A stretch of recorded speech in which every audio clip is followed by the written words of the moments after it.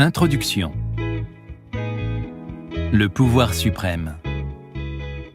Chacun tient sa fortune entre ses propres mains, comme le sculpteur la matière brute qu'il cisèlera. Mais il en est de ce type d'activité artistique comme de toutes les autres. Nous possédons de façon innée la capacité à les exécuter. La manière de modeler un matériau pour en faire ce que nous voulons doit être apprise et attentivement entretenue. Johann Wolfgang von Goethe. Il existe une forme de pouvoir et d'intelligence qui représente la fine pointe du potentiel de l'homme. C'est la source des plus hautes réalisations et des plus grandes découvertes de l'histoire. C'est une forme d'intelligence qui n'est ni enseignée dans les écoles, ni analysée par les professeurs, mais que l'on a tous, à des degrés divers, entrevue personnellement. Cette révélation nous apparaît pendant une période de tension. L'arrivée d'une échéance, le besoin urgent de résoudre un problème, une crise quelconque. Mais elle peut aussi résulter d'un travail opiniâtre sur un projet.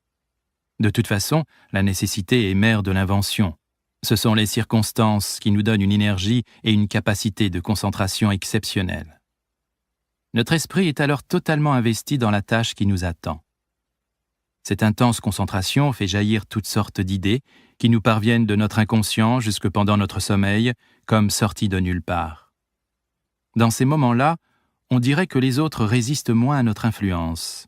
Peut-être sommes-nous alors plus attentifs à eux, ou dégageons-nous une aura particulière qui force le destin. En général, on vit sa vie de façon passive, en réagissant au coup par coup à chaque incident. Pendant ces jours et ces semaines particulières, en revanche, nous avons l'impression de pouvoir déterminer les événements et faire arriver certaines choses. Ce pouvoir peut s'exprimer de la façon suivante. La plupart du temps, notre cinéma intérieur est fait de rêves, de désirs et de pensées obsessionnelles. Mais dans les périodes de créativité exceptionnelle, la nécessité nous oblige à des résultats. Nous sommes alors contraints de sortir du carcan de nos pensées habituelles et de nous brancher sur le monde, sur les autres et sur la réalité. Au lieu de papillonner dans un état de distraction perpétuelle, notre esprit se focalise et pénètre au cœur d'une certaine réalité. À ces moments-là, on dirait que notre esprit, tourné entièrement vers l'extérieur, est envahi par la lumière du monde qui nous entoure et détecte brusquement de nouveaux détails et de nouvelles idées. Nous avons l'inspiration, nous devenons créatifs. Une fois la date limite passée ou la crise finie, ce sentiment de puissance et de créativité exacerbée s'estompe. Nous retombons dans notre état de distraction et notre sentiment de tout contrôler s'évanouit. Si seulement nous pouvions déclencher cet état d'esprit à notre bon vouloir et d'une certaine façon, rester vivants plus longtemps. Hélas, ce processus apparaît bien mystérieux et indéfinissable. Notre problème est que cette forme de puissance et d'intelligence ne constitue pas un sujet d'étude et elle est auréolée par toutes sortes de mythes et d'idées fausses qui ne font qu'en épaissir le mystère. Nous imaginons que la créativité et le génie arrivent de nulle part, fruit d'un talent naturel, d'une humeur favorable ou d'une conjonction astrale. Il serait immensément utile de résoudre cette énigme, de donner un nom à ce sentiment de puissance, d'étudier ses racines, de définir le type d'intelligence auquel il conduit et comprendre la façon dont on peut le produire et l'entretenir. Appelons cette sensation la maîtrise. La sensation d'avoir davantage de prise sur la réalité, sur les autres et sur nous-mêmes. Pour beaucoup, cette expérience n'est que passagère, mais pour d'autres, les maîtres dans leur domaine, elle devient une habitude, une façon de voir le monde. Parmi tant de maîtres, citons Léonard de Vinci, Napoléon Bonaparte, Charles Darwin, Thomas Edison et Martha Graham. Et à la source de ce pouvoir, il y a un processus simple et accessible à tous. Ce processus peut être illustré de la façon suivante.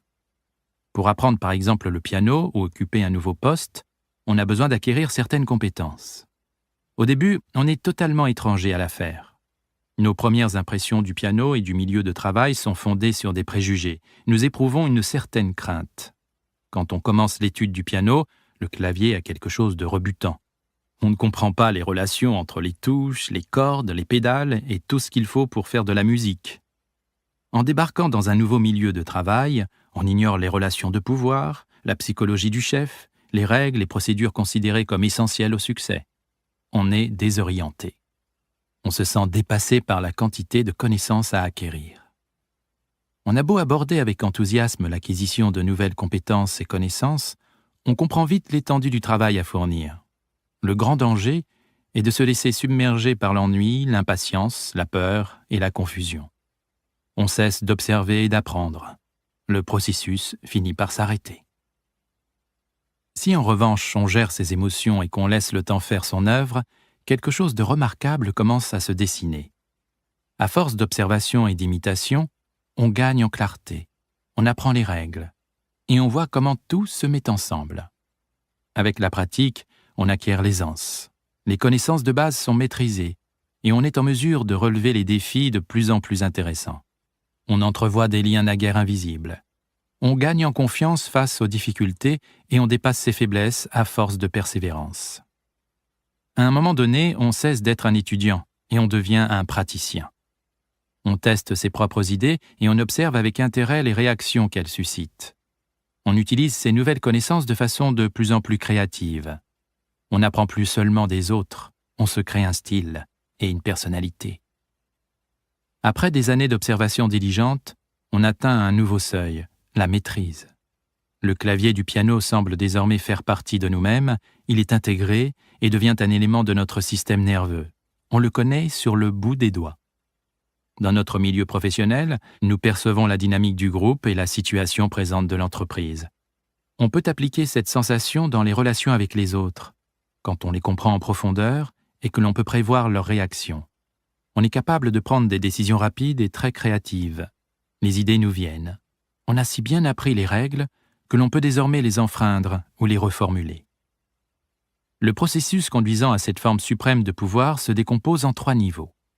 Le premier est l'apprentissage, le deuxième est le créatif actif et le troisième est la maîtrise. Dans la première phase, on est comme étranger au domaine, on apprend de son mieux les éléments et règles de base. On n'a qu'une vision partielle du domaine et donc des pouvoirs limités. À la deuxième phase, grâce à la pratique et l'immersion, on voit les rouages du mécanisme et la façon dont ces éléments sont liés entre eux. On acquiert une compréhension plus profonde du sujet. Cela confère un pouvoir nouveau, la capacité de faire des expériences et de jouer de façon créative avec les éléments concernés. À la troisième phase, on possède un niveau de connaissance, d'expérience et de concentration si profond qu'on a désormais une vision d'ensemble parfaitement claire. On perce à jour le cœur de la vie, aussi bien dans la nature humaine que dans les phénomènes naturels. C'est pourquoi les œuvres d'un maître nous touchent au plus profond. L'artiste saisit l'essence de la réalité. C'est pourquoi le scientifique brillant découvre une loi nouvelle de la physique et que l'inventeur ou l'entrepreneur produit quelque chose que nul n'avait imaginé avant lui. On peut appeler ce pouvoir intuition, mais celle-ci n'est rien de plus qu'une perception soudaine et immédiate de la réalité sans qu'il faille mettre dessus des mots ou des formules. Les mots et les expressions viendront peut-être plus tard. Mais c'est cet éclair d'intuition qui, en définitive, conduit plus près de la réalité notre esprit, soudain illuminé par une parcelle de vérité qui nous était précédemment cachée, à nous et aux autres. L'animal a une capacité d'apprentissage, mais il se fie essentiellement à son instinct pour réagir à son environnement et se garder à l'écart du danger. Grâce à l'instinct, il est capable d'agir vite et de façon efficace. L'homme, en revanche, se fie à sa pensée rationnelle pour comprendre son milieu. Par conséquent, une bonne part de nos pensées obsessionnelles nous coupe du monde. Au niveau de la maîtrise, l'intuition est un mélange d'instinct et de rationalité, de conscient et d'inconscient, d'humain et d'animal. C'est notre façon à nous de saisir les événements de façon soudaine et puissante, et de penser et ressentir les choses de l'intérieur. L'enfant a une certaine capacité d'intuition et de spontanéité, mais chez l'adulte, ce pouvoir est en général écrasé par une pléthore d'informations qui encombrent l'esprit et s'y accumulent avec le temps. Les maîtres retournent à l'état d'enfance. Leurs travaux font preuve d'un niveau élevé de spontanéité et d'un bon accès à l'inconscient, mais à un degré beaucoup plus développé que chez l'enfant. Si nous suivons ce processus jusqu'à son terme, nous activons la capacité d'intuition latente dans tout cerveau humain, un pouvoir dont nous avions fait l'expérience fugitive quand nous nous concentrions sur un problème ou un projet unique. En vérité, il arrive fréquemment que l'on ait un aperçu de ce pouvoir. Par exemple, quand nous avons une vague idée de ce qui va survenir dans une situation particulière, ou quand la réponse idéale à un problème surgit en nous comme venue de nulle part. Mais ces moments sont éphémères. Ils ne se fondent pas sur une expérience suffisante pour être déclenchés sur demande. Quand on atteint la maîtrise, l'intuition devient une faculté qui se commande, le fruit d'un long travail. Et comme le monde récompense la créativité et la capacité à découvrir des aspects nouveaux de la réalité, cela nous confère en pratique un pouvoir immense. Il faut voir la maîtrise de la façon suivante. Tout au long de l'histoire, des hommes et des femmes se sont sentis prisonniers des limites de leur conscience, de leur manque de contact avec la réalité et de leur faible capacité à changer le monde autour d'eux. Ils ont cherché toutes sortes de raccourcis pour parvenir à un état de conscience supérieur et une meilleure maîtrise de leurs sens grâce à des rituels magiques, des transes, des incantations et des drogues. Ils ont consacré leur vie à l'alchimie, à la recherche de cette pierre philosophale qui transforme toute matière en or. Cet appétit de raccourcis magiques fait encore florès aujourd'hui sous la forme de recettes simples, conduisant au succès, de secrets antiques enfin dévoilés selon lesquels un simple changement d'attitude attirera l'énergie qui convient. Il y a dans tous ces efforts des traces de vérité. Par exemple, l'effet magique d'une concentration maximum. Mais au bout du compte, toute cette quête est centrée sur quelque chose qui n'existe pas. Un chemin facile vers le pouvoir, une solution rapide ne demandant pas d'effort, l'Eldorado de l'esprit. Pendant que tant de gens s'égarent dans ces fantasmes sans fin, ils ignorent le seul véritable pouvoir qu'ils possèdent réellement. Et on peut constater les effets concrets de ce pouvoir qui n'a rien à voir avec la magie ni les formules simplistes. On le trouve dans les grandes inventions et découvertes, les chefs-d'œuvre de l'architecture et des arts plastiques, les exploits technologiques, tous les travaux d'un esprit parvenu à la maîtrise. Ce pouvoir confère à ceux qui le possèdent un lien particulier avec la réalité et une capacité à changer le monde dont les mystiques et magiciens du passé ne pouvaient que rêver. Au fil des siècles, on a érigé un rempart autour de la maîtrise. Celle-ci a été baptisée génie et jugée inaccessible. On l'a étiquetée comme le résultat d'un privilège, d'un talent inné ou d'une conjonction planétaire extraordinaire. On en a fait quelque chose d'aussi insaisissable que magique. Mais ce rempart est imaginaire. Voilà le véritable secret.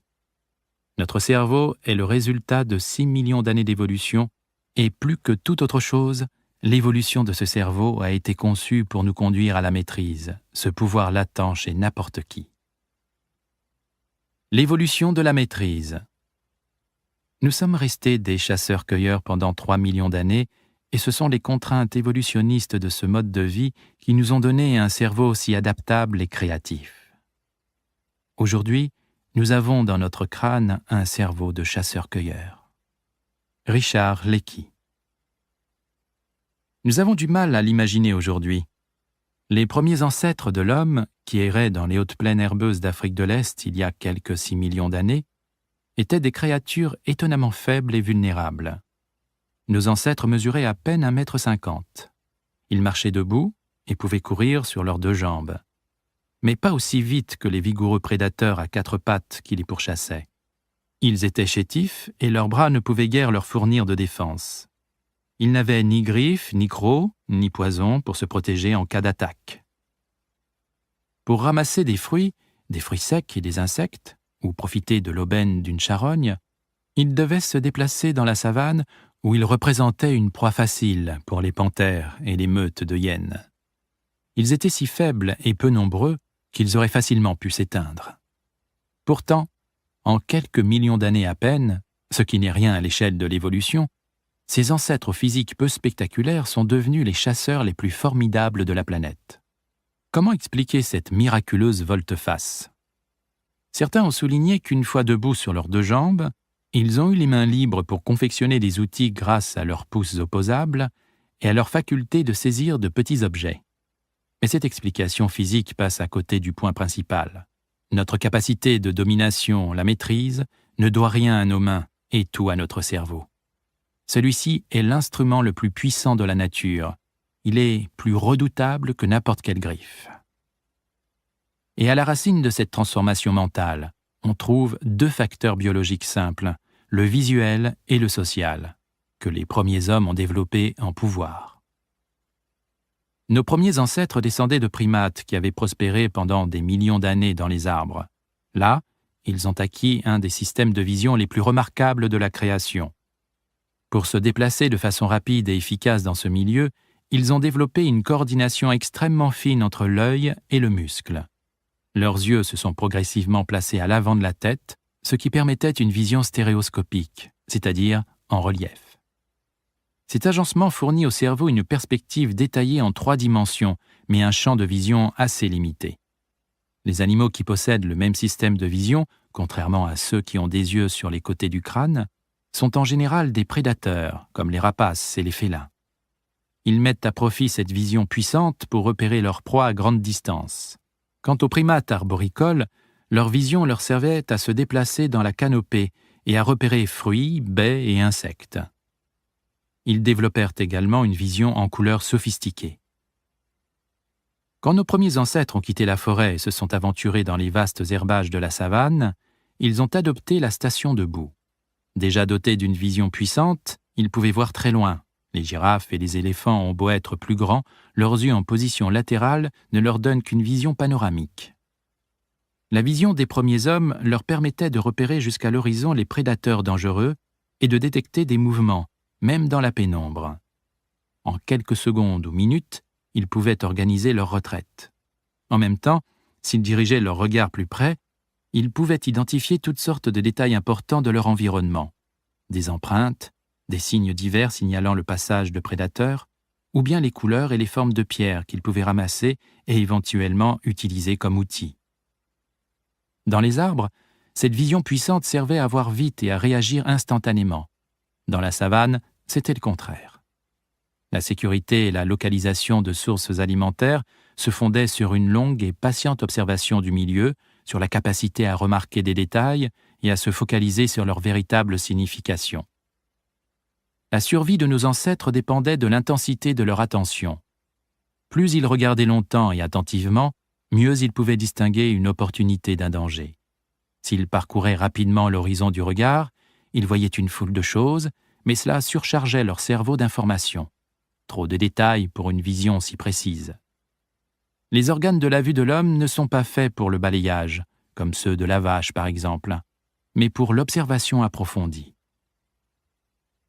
Les animaux sont bloqués dans un perpétuel présent. Ils sont capables de retenir les leçons d'événements récents, mais ils sont facilement distraits par ce qu'ils ont sous les yeux. Lentement, sur une longue période de temps, nos ancêtres ont surmonté cette faiblesse inhérente à l'animal. En scrutant suffisamment longtemps n'importe quel objet, sans s'en distraire ne serait-ce que quelques secondes, ils pouvaient provisoirement se détacher de leur environnement immédiat. De cette façon, ils pouvaient observer les schémas répétitifs, en tirer des leçons générales et prévoir. Ils possédaient la faculté de se distancier mentalement pour penser et réfléchir, même à toute petite échelle. Les premiers hommes ont développé cette capacité à se détacher de l'immédiat et à penser. Ce fut leur principal atout dans leur lutte contre les prédateurs et dans la recherche de sources de nourriture. Cela leur fit appréhender la réalité d'une façon différente de celle des animaux. La pensée à ce niveau fut le plus grand tournant de toute l'histoire de l'évolution. L'émergence de la conscience et de l'esprit, capables de raisonner. Le second avantage biologique des premiers hommes est plus subtil, mais tout aussi puissant dans ses implications. Tous les primates sont essentiellement des créatures sociales, mais à cause de leur extrême vulnérabilité en milieu ouvert, nos premiers ancêtres avaient un besoin vital d'appartenir à un groupe cohérent. Ils dépendaient du groupe pour le guet des prédateurs et la collecte d'aliments. D'une façon générale, ces hominidés avaient une vie sociale beaucoup plus complexe que les autres primates. À l'échelle de quelques centaines de milliers d'années, leur intelligence sociale s'est sophistiquée et leur a permis de coopérer à un nouveau niveau. Comme la compréhension de l'environnement naturel, cette intelligence relationnelle dépendait de la qualité de l'attention du sujet, c'est-à-dire de sa capacité de concentration. Le fait de mal interpréter les signaux de communication au sein d'un groupe étroitement lié pouvait s'avérer très dangereux. Grâce à l'élaboration de ces deux traits, le visuel et le social, nos premiers ancêtres parvinrent à inventer et à développer, il y a quelques 2 ou 3 millions d'années, des compétences complexes de chasseurs. Progressivement, ils sont devenus plus créatifs et d'une compétence complexe, ils ont fait un art. Ils sont devenus des chasseurs aguerris et ils se sont répandus dans toute l'Eurasie en s'adaptant à une multitude de climats. Au cours de cette rapide évolution, leur cerveau a pratiquement atteint la taille de celui de nos contemporains, il y a 200 000 ans à peu près. Dans les années 1990, un groupe de spécialistes italiens du système nerveux a découvert l'explication au moins partielle des talents croissants de chasseurs de nos premiers ancêtres, et du même coup, un facteur expliquant la maîtrise telle qu'elle existe aujourd'hui. En étudiant le cerveau des singes, ils ont découvert que certains neurones moteurs sont excités non seulement quand ils exécutent un geste particulier, par exemple tirer une manette pour obtenir une cacahuète ou se saisir d'une banane, mais que ces neurones s'excitent également quand ces singes en observent un autre en train de faire le même geste. Ces neurones ont bientôt été appelés neurones miroirs. Cette excitation neuronale signifie que ces primates éprouvent une sensation analogue en faisant tel ou tel geste ou en l'observant. Ils sont capables de se mettre à la place de l'autre et de percevoir ses mouvements comme s'ils le faisaient eux-mêmes. D'où la capacité qu'ont de nombreux primates à en singer d'autres, et la capacité évidente des chimpanzés à prévoir les plans et les actes d'un rival. Ces neurones, pense-t-on, sont apparus à cause de la nature sociale de la vie des primates. Des expériences récentes ont montré l'existence de neurones miroirs chez l'homme, mais à un tout autre degré de sophistication. Si les primates sont capables de voir une action du point de vue de celui qui l'exécute et imaginer ses intentions, l'homme est capable de bien davantage. Sans stimuli visuel ni action particulière de la part de l'autre, l'homme est capable de se mettre dans la tête de l'autre et d'imaginer ce qu'il pense. L'apparition des neurones miroirs a permis à nos ancêtres de prévenir le désir de l'autre en déchiffrant ses signaux les plus subtils et donc de raffiner la dynamique du groupe. Cette faculté était en outre un facteur critique pour la fabrication d'outils. Cette dernière pouvait s'apprendre en imitant les gestes d'un expert. Mais le plus important était la faculté de l'homme de se mettre à la place de tous ceux qu'il avait autour de lui. Après avoir observé tel ou tel animal pendant des années, nos ancêtres parvenaient à s'identifier à lui et à penser comme lui, prévoyant ses schémas de comportement et améliorant leurs compétences pour pister et tuer leur proie. Cette capacité à se mettre à la place de l'autre pouvait également s'appliquer à la matière. En confectionnant des outils en pierre taillée, les spécialistes se sentaient un avec leur instrument. La pierre ou le bois qu'ils taillaient devenait un prolongement de leurs mains. Ils les percevaient comme faisant partie de leur propre chair, ce qui leur donnait une bien meilleure maîtrise de leurs outils, aussi bien dans leur fabrication que dans leur utilisation. Ce pouvoir de l'esprit ne se libère qu'après des années d'expérience. Ayant maîtrisé une compétence particulière, pister un gibier, confectionner un outil, celle-ci devenait automatique et en l'exerçant, l'esprit n'avait plus besoin de se concentrer sur l'action en cours, mais sur quelque chose de plus haut, ce que le gibier pouvait penser ou la façon dont l'outil tiendrait en main. Se mettre à la place d'eux était la version préverbale d'une intelligence de 3e niveau, l'équivalent primitif de l'intuition qu'avait Léonard de Vinci de l'anatomie humaine ou d'un paysage, ou encore la façon dont Michael Faraday percevait l'électromagnétisme. La maîtrise à ce niveau signifie que nos ancêtres étaient capables de décisions rapides et efficaces, ayant acquis une compréhension exhaustive de leur milieu et de leur proie. Si ce pouvoir leur avait manqué, l'esprit de nos ancêtres aurait été facilement submergé par la masse d'informations qu'ils devaient traiter pour que la chasse soit fructueuse. Ils ont développé cette capacité d'intuition des centaines de milliers d'années avant l'invention du langage, et c'est pourquoi, quand nous faisons l'expérience de ce niveau d'intelligence, cela semble préverbal, une force qui transcende notre capacité à l'exprimer en mots. Comprenons-nous bien, cette période de longue durée a joué un rôle critique fondamental dans notre développement mental. Elle a modifié de façon décisive notre perception du temps. Car le temps est le grand ennemi de l'animal. Si celui-ci est un gibier potentiel, le fait de s'attarder un instant de trop au mauvais endroit peut entraîner une mort immédiate. S'il est en revanche un prédateur, le fait d'attendre un instant de trop signifie que le gibier a le temps de s'enfuir. Pour l'animal, le temps représente en outre une déchéance physique. Nos ancêtres chasseurs ont retourné ce processus à un degré remarquable. Plus ils observaient quelque chose, mieux ils le comprenaient et entraient dans sa réalité. Grâce à l'expérience, les talents des chasseurs progressaient. Grâce à une pratique continuelle, leur capacité à fabriquer des outils efficaces s'améliorait. Le corps peut vieillir, l'esprit continue à apprendre et à s'adapter. L'utilisation du temps à cet effet est un élément essentiel de la maîtrise. En vérité, on peut dire que ce rapport révolutionnaire au temps a modifié de façon radicale l'esprit de l'homme, lui a conféré une qualité particulière et altéré la structure intime du cerveau. Quand nous prenons notre temps et que nous nous concentrons de façon intense, quand nous sommes convaincus que des mois ou des années d'efforts nous conduiront à la maîtrise, nous nous servons de la structure intime de cet instrument merveilleux qu'est notre cerveau, résultat de millions d'années d'évolution. Nous continuons infailliblement à évoluer vers des niveaux de plus en plus élevés d'intelligence. Nous voyons les choses de façon plus profonde et réaliste. Grâce à la pratique, nous épanouissons nos compétences. Nous apprenons à penser par nous-mêmes. Nous devenons capables de gérer des situations complexes sans nous laisser déborder. En suivant ce chemin, nous devenons des homo magister, l'homme ou la femme ayant atteint la maîtrise. Dans la mesure où nous croyons pouvoir sauter des étapes, échapper au processus, obtenir du pouvoir d'un coup de baguette magique par des relations politiques, des astuces faciles ou nos talents naturels, nous allons contre la structure intime de notre cerveau et nous allons au rebours de nos vrais pouvoirs. Nous devenons les esclaves du temps. Nous nous affaiblissons, perdons nos capacités et enfermons notre carrière dans un cul-de-sac. Nous devenons prisonniers des opinions et des peurs des autres. Notre esprit, au lieu de nous mettre en connexion avec la réalité, se débranche et s'enferme dans un cadre de pensée exigu. L'homme qui dépendait pour sa survie de sa capacité de concentration devient un animal distrait, incapable de réflexion profonde et en outre privé du secours de son instinct. Il est inepte de croire que dans le bref temps d'une vie, quelques malheureuses décennies de conscience, on peut d'une façon ou d'une autre reconfigurer sa structure cérébrale grâce à la technique et à des vœux pieux, au mépris des effets de 6 millions d'années d'évolution. Le fait de ne pas respecter notre structure cérébrale apporte peut-être une distraction provisoire, mais le temps révélera sans pitié notre faiblesse et notre impatience. Notre salut à tous, c'est d'avoir hérité d'un outil remarquablement adaptable.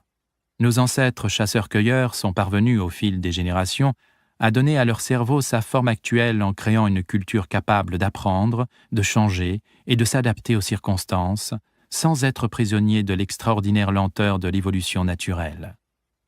Aujourd'hui, notre cerveau a le même pouvoir et la même souplesse. À tout moment, nous pouvons décider de modifier notre rapport au temps et mettre à profit la structure intime de notre cerveau en connaissant son existence et son pouvoir. En faisant travailler le temps pour nous, nous pouvons renoncer à nos mauvaises habitudes de passivité et gravir les échelons de l'intelligence.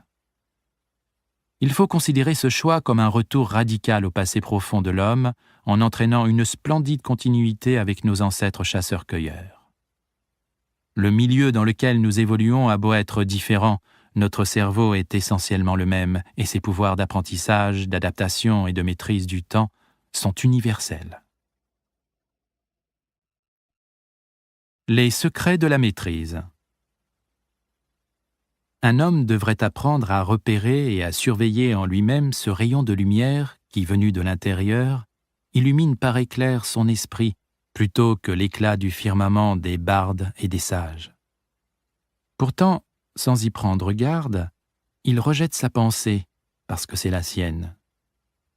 Dans chaque œuvre de génie, nous reconnaissons nos propres pensées que nous avons rejetées.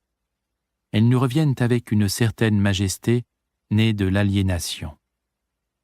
Ralph Waldo Emerson. Si nous avons tous à peu près le même cerveau avec une configuration pratiquement identique et le même potentiel de maîtrise, comment se fait-il que l'on ne trouve dans l'histoire qu'un nombre limité de personnes ayant véritablement atteint l'excellence et réalisé leur potentiel? De façon tout à fait terre-à-terre, cette question est certainement la plus importante à laquelle il nous faille répondre. Les explications les plus courantes concernant un Mozart ou un Léonard de Vinci tournent autour de leur talent naturel. Comment expliquer leurs travaux prodigieux autrement que par quelque chose d'inné chez eux? Des milliers et des milliers d'enfants font preuve de compétences et de talents exceptionnels dans tel ou tel domaine, mais rares sont ceux qui parviennent à quelque chose, alors que des gens moins brillants dans leur jeunesse réussissent bien davantage. Le talent naturel ou le coefficient intellectuel n'explique pas les réalisations ultérieures. Pour reprendre un exemple classique, comparons la vie de Sir Francis Galton et celle de son cousin Charles Darwin. Galton était à tous égards un immense génie au QI prodigieux, bien supérieur à celui de Darwin. On connaît ces chiffres grâce à des travaux d'experts réalisés après l'invention de cet instrument de mesure. Galton était un enfant prodige qui eut une carrière scientifique illustre, mais qui n'atteignit jamais la maîtrise dans les domaines auxquels il s'est attaqué. Il était d'une instabilité notoire, comme beaucoup d'enfants prodiges. Darwin, en revanche, est à juste titre respecté comme un grand scientifique, un des rares qui a changé pour toujours notre vision de la vie. Comme Darwin le reconnaissait lui-même, il était un garçon très ordinaire, plutôt en dessous de la moyenne sur le plan intellectuel. Je n'étais pas très rapide à comprendre.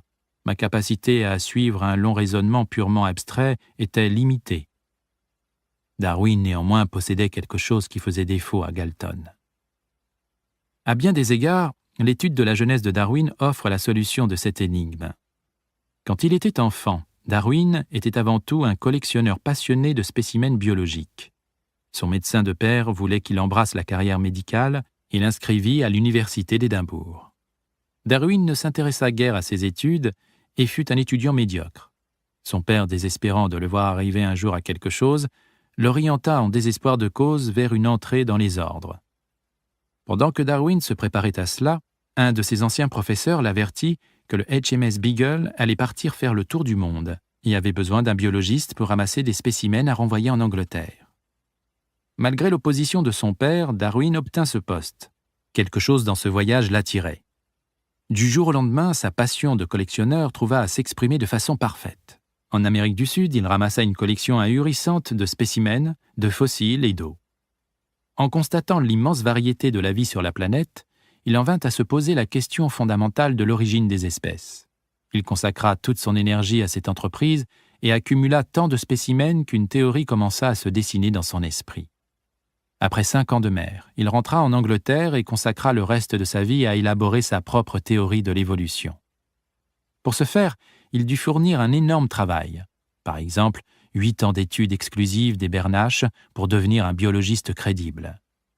Il lui fallut acquérir un sens politique et des capacités de relations très évoluées pour lutter contre les préjugés suscités par sa théorie dans l'Angleterre victorienne. Il persévéra grâce à sa passion pour le sujet. Les principaux éléments de cette histoire se retrouvent dans la vie de tous les grands maîtres de l'histoire. Une passion de jeunesse, une rencontre fortuite qui leur permet de découvrir la façon de l'exploiter, un apprentissage pour appliquer toute leur énergie en se concentrant sur leur raison de vivre. Grâce à un travail acharné, ils suivent ce processus avec rapidité, grâce à leur intense désir d'apprendre et à leur attachement à ce domaine. Au cœur de cette capacité de travail se cache une qualité génétiquement innée. Non pas un talent ou un QI exceptionnel qu'il faut développer, mais plutôt une profonde et puissante inclination vers un sujet donné. Cette inclination reflète le fait que chaque personne est unique. Et ceci n'est pas une observation purement poétique ou philosophique. Il est scientifiquement prouvé que sur le plan génétique, chaque homme est unique. Notre génome n'a jamais existé avant nous et n'existera jamais après. Cette spécificité se manifeste en nous par les préférences innées que nous ressentons vis-à-vis d'activités ou de sujets d'études particuliers. Il peut s'agir de la musique, des mathématiques, de tel ou tel sport ou jeu, des rébus et énigmes, du bricolage, de la construction ou des mots. Chez ceux qui se distinguent par la maîtrise, l'inclination directrice se manifeste de façon plus claire et profonde que chez les autres. Ils la ressentent comme un appel intérieur. Elle domine leurs pensées et leurs rêves. Par hasard ou à force d'efforts, ils trouvent le chemin de carrière qui leur permet d'épanouir cette inclination. L'intensité de leur intérêt et de leur désir les aide à supporter la douleur du processus. Doute de soi, pratiques et études fastidieuses, inévitables revers et critiques des jaloux. Ils acquièrent une résistance et une confiance en eux-mêmes qui manquent aux autres. Dans notre culture, on tend à confondre la pensée et la puissance intellectuelle avec le succès et la réussite matérielle. Toutefois, c'est à bien des égards la qualité affective qui sépare ceux qui ont la maîtrise d'un domaine de ceux qui se contentent d'avoir un boulot. Le désir, la patience, la persévérance et la confiance en soi joue dans le succès un rôle bien plus important que la simple capacité de raisonnement. Motivé par l'enthousiasme, on peut surmonter n'importe quoi, ou presque. Quand on s'ennuie ou que l'on ne peut pas supporter son travail, le cerveau se referme et l'on devient de plus en plus passif. Dans le passé, seules quelques personnalités d'élite ou dotées d'une énergie presque surhumaine pouvaient choisir la carrière de leur choix et parvenir à la maîtrise. Il fallait naître dans une famille de militaires ou de responsables politiques, c'est-à-dire faire partie de la classe dirigeante. Quiconque faisait preuve de talent et de motivation pour ce type d'activité le faisait en général par hasard. Des millions de gens qui ne faisaient pas partie de la bonne classe sociale, du bon sexe et du bon groupe ethnique étaient rigoureusement empêchés de répondre à l'appel de leur vocation. Même ceux qui voulaient, conformément à leur inclination, acquérir les informations et connaissances relatives à un domaine donné, étaient à la merci des élites. C'est pourquoi il y avait si peu de grands maîtres dans le passé et qu'ils se distinguaient de façon si éclatante. Toutefois, ces barrières politiques et sociales ont pour la plupart disparu. On a aujourd'hui accès à une qualité d'information et de connaissances dont les maîtres du passé ne pouvaient que rêver. Plus que jamais, on a la capacité et la liberté de suivre son inclination en fonction de son unique génome. Il est temps de démystifier et de banaliser le concept de génie. Nous sommes tous plus proches que nous le croyons de ce type d'intelligence. Le mot « génie » vient du latin « genius », ce dieu particulier à chaque homme qui veillait sur lui dès sa naissance, qui partageait sa destinée et disparaissait avec lui. Notre époque est riche en possibilités pour quiconque ambitionne la maîtrise. De plus en plus de gens peuvent suivre leur inclination, mais un dernier obstacle culturel particulièrement insidieux s'y oppose. Le concept même de maîtrise fait l'objet de dénigrement et est assimilé à quelque chose de ringard, voire déplaisant. Ce n'est pas admis comme une ambition légitime. Ce glissement de valeur est assez récent et découle de particularités culturelles de notre époque. Nous vivons dans un monde qui nous échappe de plus en plus. Nos moyens d'existence sont le jouet de forces mondialisées. Les problèmes auxquels nous nous heurtons sur le plan de l'économie, de l'environnement, etc., dépassent nos capacités d'actions individuelles. Les hommes politiques sont lointains et indifférents à nos vœux. Quand on se sent dépassé, il est naturel de se replier sur une sorte de passivité. Si l'on perd le goût du risque, que l'on limite son champ d'action, on peut se donner l'illusion d'être maître de son destin. Qui ne risque rien n'a rien, mais ne risque pas d'échouer. Si nous ne sommes pas responsables de notre destin, notre manifeste impuissance devient acceptable. Nous sommes donc tentés par toutes sortes de sornettes. Ce sont nos gènes qui déterminent nos actes. Nous sommes le produit d'une époque. L'individu n'est qu'un mythe. Le comportement de l'homme peut se réduire à des tendances statistiques. Bien des gens vont plus loin dans ce dérapage et maquillent leur passivité sous un vernis positif. Ils trouvent romantique l'attitude suicidaire de l'artiste qui perd tout contrôle de lui-même. Toute notion de discipline ou d'effort apparaît comme ringarde et assommante. Ce qui compte, c'est l'inspiration derrière l'œuvre d'art, au diable la maîtrise technique et l'apprentissage du métier. On en vient à se contenter d'objets vite faits, mal faits. S'il faut trop d'efforts pour obtenir quelque chose, on hésite à cause de la prolifération de dispositifs qui font le travail à notre place et nous convainquent que nous méritons d'obtenir le résultat tout cuit. On revendique le droit d'avoir et de consommer tout ce que l'on désire. Pourquoi s'ennuyer des années pour atteindre la maîtrise alors que l'on peut avoir tant de pouvoir avec si peu d'efforts? La technologie résout tout. Cette passivité s'érige même en règle morale. La maîtrise et la puissance sont mauvaises. Elles sont réservées aux élites patriarcales qui nous oppriment. Le pouvoir est mauvais en soi. Mieux vaut laisser tomber le système dans son ensemble, ou tout au moins faire quelque chose qui y ressemble. Si l'on n'y prend pas garde, on s'aperçoit que cette attitude nous contamine de façon perfide. Inconsciemment, on limite ses ambitions. On réduit tellement son niveau d'effort et de discipline que l'on perd toute efficacité. Comme des moutons de Panurge, nous écoutons davantage la voix des autres que celle de notre conscience. Nous choisissons le chemin de carrière que nous recommandent nos parents et nos amis, ou qui nous semble le plus lucratif. Si l'on cesse d'entendre l'appel de notre vocation personnelle, on peut faire quelque chose de sa vie, mais, tôt ou tard, le manque de véritable motivation nous rattrape. On se met à travailler comme un robot. On ne vit plus que pour les loisirs et les plaisirs immédiats. De plus en plus passif, on ne dépasse jamais la première phase. On devient frustré et dépressif, sans comprendre que la source de cette aliénation est la perte de notre potentiel de créativité. Avant qu'il ne soit trop tard, il faut découvrir notre vrai penchant et exploiter les opportunités sans précédent que nous offre l'époque actuelle. Sachant l'importance critique du désir et de notre intérêt affectif pour notre travail, qui sont les secrets de la maîtrise, nous pouvons en vérité faire jouer en notre faveur la passivité contemporaine et nous en servir pour nous motiver à 2 égards. En premier lieu, il faut considérer la recherche de la maîtrise comme une ambition absolument nécessaire et positive. Le monde regorge de problèmes, dont beaucoup sont le fait de l'homme. Pour les résoudre, il faut énormément d'efforts et de créativité. Il ne suffit pas de se fier à la génétique, à la technologie, à la magie ou à une certaine forme de gentillesse naturelle. Il faut de l'énergie, non seulement pour résoudre les problèmes pratiques, mais aussi pour bâtir de nouvelles institutions et un ordre nouveau correspondant à l'évolution de la société.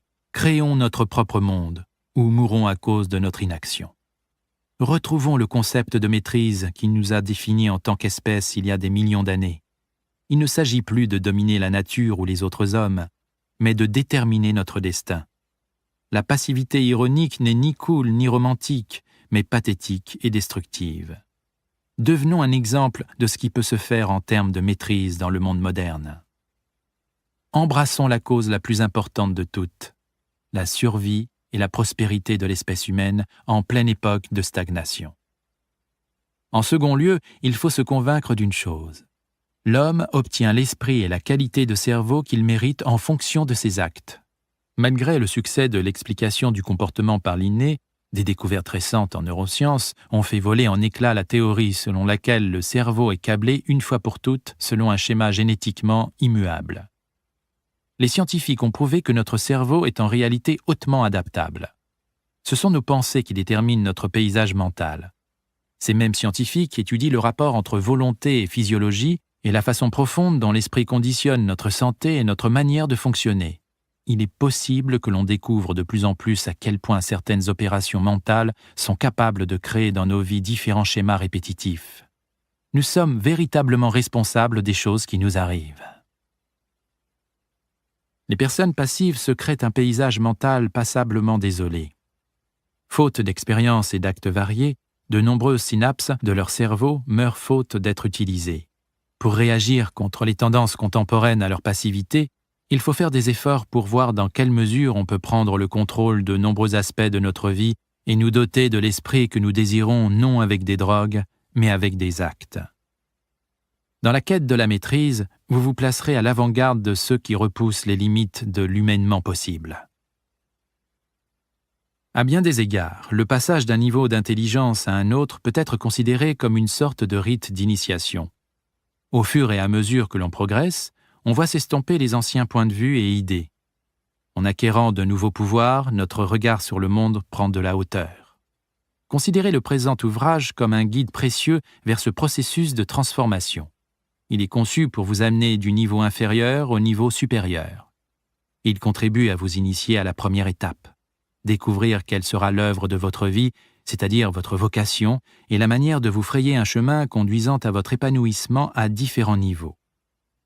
Il vous conseille sur la façon d'exploiter au mieux votre apprentissage, les différentes stratégies d'observation et d'acquisition de connaissances qui vous sont le plus utiles à ce stade. Comment trouver les mentors idéaux? Comment décrypter les codes non écrits du comportement politique? Comment développer son intelligence sociale? Et enfin, comment savoir qu'il est temps de quitter le nid de l'apprentissage pour se lancer dans la phase active créative? Il vous montre comment prolonger le processus d'apprentissage à un niveau supérieur. Il révèle des stratégies immémoriales pour résoudre un problème de façon créative et garder un esprit souple et adaptable. Il explique comment accéder au niveau primitif et inconscient de l'intelligence et supporter, chemin faisant, les inévitables pics des jaloux. Il décrit les pouvoirs qui seront les vôtres une fois atteinte la maîtrise en vous orientant vers la perception intérieure intuitive de votre domaine. Enfin, il initie à une philosophie et un mode de pensée qui facilitent ce chemin. Les idées développées dans cet ouvrage sont fondées sur des recherches étendues dans le domaine de la neurologie et des sciences cognitives, sur des études concernant la créativité et sur la biographie de grands maîtres de l'histoire, notamment Léonard de Vinci, le maître zen Hakuin, Benjamin Franklin, Wolfgang Amadeus Mozart, Johann Wolfgang von Goethe, le poète John Keats, le scientifique Michael Faraday, Charles Darwin, Thomas Edison, Albert Einstein, Henry Ford, Marcel Proust, la danseuse Martha Graham, l'inventeur Buckminster Fuller, le musicien de jazz John Coltrane et le pianiste Glenn Gould. Pour clarifier la façon dont cette forme d'intelligence peut s'appliquer au monde moderne, 9 grands maîtres contemporains ont été longuement interrogés. Ce sont le professeur en neurosciences V.S. Ramachandran, le linguiste et anthropologue Daniel Everett, l'informaticien, écrivain et lanceur de start-up de haute technologie Paul Graham, l'architecte et ingénieur Santiago Calatrava, l'ancien boxeur aujourd'hui entraîneur Freddy Roach, l'ingénieur en robotique et concepteur de technologies vertes Yoki Matsuoka, l'artiste Teresita Fernandez, la spécialiste du comportement animal et conceptrice industrielle Temple Grandin, et l'as de l'aviation de chasse américaine César Rodriguez. Ces personnages contemporains ont des origines, classes sociales et groupes ethniques différents. Leur succès est manifestement le fruit d'efforts organisés et non de l'inné ou de privilèges. Ils montrent que la maîtrise existe à notre époque et qu'elle apporte de formidables pouvoirs. Le plan de cet ouvrage est simple. Il compte 6 chapitres décrivant le processus en ordre chronologique. Le chapitre 1 décrit le point de départ, la découverte de sa vocation et de ce qui sera l'œuvre de toute une vie. Les chapitres 2, 3 et 4 traitent des différents éléments de la phase d'apprentissage, acquisition de connaissances, collaboration avec des mentors, acquisition d'une intelligence sociale. Le chapitre 5 est consacré à la phase créative active et le chapitre 6 au but, la maîtrise. Chaque chapitre commence par la vie d'une figure historique emblématique qui sert d'exemple au concept général du chapitre. Le sous-chapitre suivant, les secrets de la maîtrise, analyse en détail la phase concernée, donne des idées concrètes sur la façon d'appliquer à chacun cette connaissance et l'état d'esprit nécessaire pour exploiter au mieux ces idées. Ensuite vient la description détaillée des stratégies des maîtres, contemporains et passés, qui ont utilisé différentes méthodes pour parcourir le processus. Ces stratégies sont conçues pour vous permettre de mettre en pratique les idées de cet ouvrage et vous inspirer pour suivre les pas de ces maîtres en montrant que leur succès est parfaitement à votre portée. Pour tous les maîtres contemporains et quelques-uns du passé, le récit de leur vie se poursuit sur plusieurs chapitres. On constatera à l'occasion une certaine redondance des données biographiques permettant de récapituler les étapes précédentes de leur existence. Enfin, il ne faut pas voir ce passage d'un niveau d'intelligence à un autre comme un processus purement linéaire, conduisant à une destination finale appelée la maîtrise. La vie est un apprentissage. Ne cessez jamais d'appliquer vos compétences en acquisition de connaissances. Tout ce qui vous arrive peut vous servir de leçon si vous y faites attention. La créativité obtenue en acquérant une compétence de façon si profonde doit être en permanence rafraîchie, à condition de contraindre votre esprit à revenir continuellement à une attitude d'ouverture. Même la découverte de votre vocation doit être révisée périodiquement, au fur et à mesure que les circonstances de la vie vous contraignent à en réorienter le sens. Sur le chemin de la maîtrise, on rapproche son esprit de la réalité et de la vie même. Tout être vivant est en changement perpétuel et en mouvement. Dès l'instant où l'on s'arrête, croyant avoir atteint le niveau désiré, une partie du cerveau commence à se déliter. On perd cette créativité si chèrement payée et les autres s'en aperçoivent. Ce pouvoir et cette intelligence doivent être renouvelés en permanence, ou ils meurent. Ne venez surtout pas me parler de dons naturels, de talents innés. On peut citer dans tous les domaines de grands hommes qui étaient peu doués. Mais la grandeur leur est venue. Ils se sont fait génies, comme on dit, grâce à certaines qualités dont personne n'aime à trahir l'absence quand il en est conscient. Ils possédaient tous cette solide conscience artisanale qui commence par apprendre à parfaire les parties avant de se risquer à un grand travail d'ensemble. Ils prenaient leur temps parce qu'ils trouvaient plus de plaisir à la bonne facture du détail, de l'accessoire, qu'à l'effet produit par un tout éblouissant. Friedrich Nietzsche.